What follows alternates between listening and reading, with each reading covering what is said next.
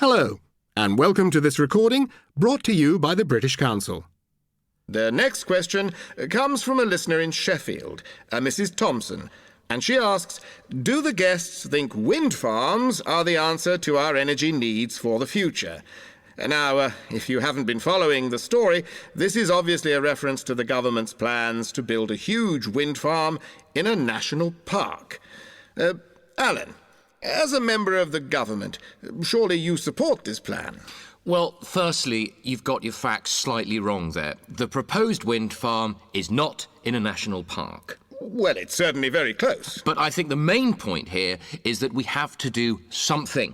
We don't want to have to say to our children in 20, 30 years' time, well, the oil has run out and we haven't really made any plans. Wind power offers a very real source of alternative, renewable energy, and I think that the effect these wind farms will have on the landscape is a price well worth paying. Barbara? A very passionate speech, Alan, but you're only telling half the story. Of course no one would say that we shouldn't look for alternative sources of renewable energy. The problem my party has with this wind farm is that we're not convinced that it's a worthwhile project. It's expensive to build, it's a blot on the landscape in one of the most beautiful parts of the country, and, most importantly, there's no proof it will provide as much power as the government promise it will.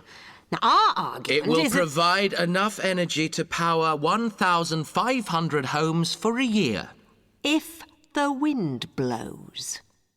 That's precisely the problem. It's unreliable and... You see, this is where we can't win. This wind farm is planned for the windiest area in the country, and you say it'll ruin the countryside. Actually, you might be interested to hear that some of the wind farms built in Scotland have actually become tourist attractions. I think you'll find that those are offshore wind farms.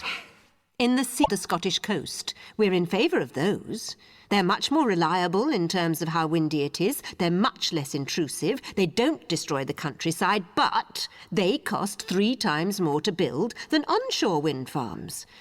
Now, we think the government wants to talk about alternative sustainable energy sources, but they don't really want to spend money on it. Nonsense. If you'd read our plans, you'd... Don't really want to spend money on it. Nonsense. If you'd read our plans, you'd see... Well, I'll interrupt you there, Alan, with another question. An email from a listener says this wind farm will reduce carbon dioxide emissions by 178,000 tonnes a year.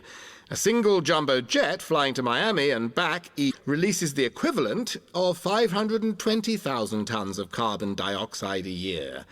Should we be looking for alternative forms of energy, or a more fundamental change in reducing the amount of energy we use? Alan? We hope you've enjoyed this recording. To find out more about the British Council and the services we offer, contact your local British Council office or go to www.britishcouncil.org. Bye for now. But they don't really want to spend money on it. Nonsense. If you'd read our plans, you'd see... Well, I'll interrupt you there, Alan, with another question. An email from a listener says this wind farm